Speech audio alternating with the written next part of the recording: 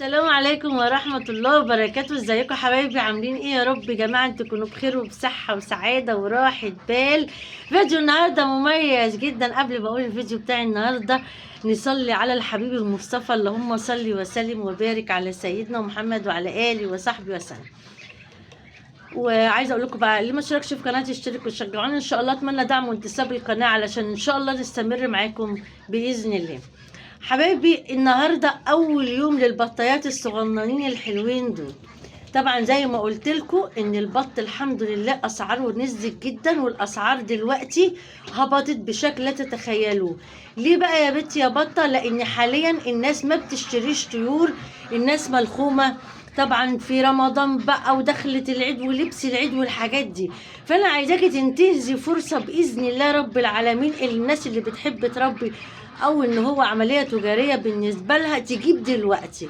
ليه؟ لما تجيبي دلوقتي عارفه بقى اخر يوم في رمضان هتلاقي الاسعار، وهتقولي ان انا قلتلك، هتلاقي الاسعار طلعت نار.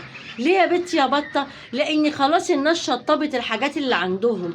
يعني كل حاجه واحد، حتى اللي ما بيبيعش، اللي كان مربي حاجه خلاص ذبحها وكلها بالهنا والشفا ان شاء الله والعافيه على قلبه. فهيبتدي بقى يجهز طيور تانية عشان العيد الكبير ان شاء الله رب العالمين. لان انتوا عارفين ان العيد الفرق بينه وبين العيد الصغير باذن الله هما شهرين و10 ايام. فعايزه اقول لك الحقي بقى، هاتي دلوقتي، دي فرصتك، معلش اضغطي على نفسك. ليه بقى؟ علشان ما تجيش بعد كده اسبوعين بالظبط وهتلاقي الاسعار بقت ضعف الاسعار دلوقتي. طيب اول يوم استقبال، انت اول ما بتجيبي الطيور باذن الله رب العالمين ما تحطيش اي حاجة الا بعدها بساعتين.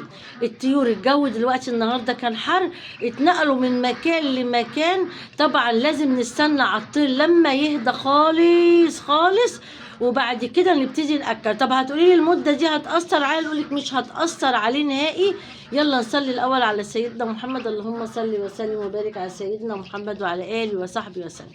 مش هتأثر عليه نهائي. ليه بقى يا بنتي يا بطة؟ لان انا هسيبه يهدى. بعد كده هتحطي له المية، تحطي فيها معلقة سكر وكيس محلول معالجة الجفاف. ادي اول حاجة هتحطيها، معلقة سكر ومحلول معالجة الجفاف. لان محلول معالجة الجفاف ده بينشط الدورة الدموية وبتديله حافز كبير وبتقويه جدا. لما انت عارفة بيكون في طفل صغير او في حد عنده جفاف فيقول لك اديله محلول معالجة الجفاف، لان ده بينشط الدورة الدموية وبيضر عليه نفع جامد أوي، فيتامين عالي جدا ليه. وبتلاقي كده الإنسان حتى لو ما بياكلش فده اداله طاقة وحيوية بإذن الله رب العالمين. هتحطي بقى في العلف زي ما أنا حطيت كده، هم كلوا العلف وراحوا على المية. هتحطي في العلف بس معلقة كركم ومعلقه حب او معلقه كمون، ما تحطيش حاجه تانية. معلقه كركم ومعلقه كمون بالصلاه على حبيب النبي وكده خلاص. ودي كده تبقى طريقه استقبالنا اول يوم للبطايات.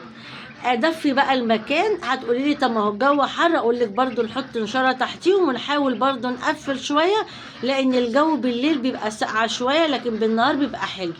وبالصلاة على حبيب النبي ربنا يبارك لنا جميعا ان شاء الله ويكبروا معانا بألف سنة.